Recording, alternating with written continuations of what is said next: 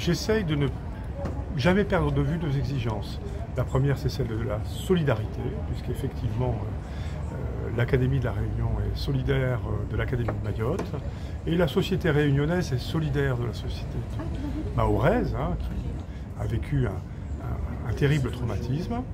Et je reste également attaché à une forme de rationalité. C'est-à-dire qu'on a parlé d'un afflux massif d'élèves.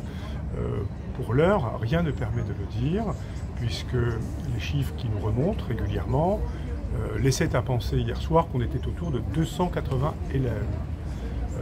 280 élèves, c'est beaucoup, mais c'est peu si on veut bien se rappeler que l'Académie de la Réunion, c'est 218 000 élèves. Bon.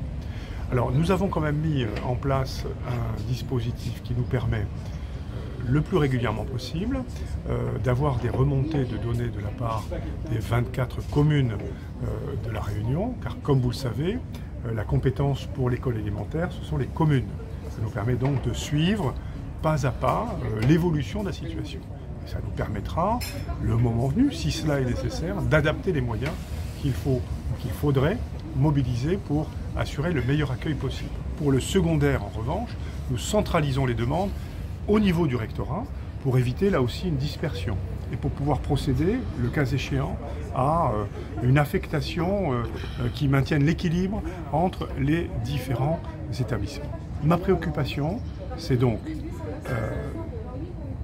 d'être à la hauteur de ce devoir de solidarité, d'une part, et d'autre part, de ne pas dégrader les conditions d'études des élèves réunionnais.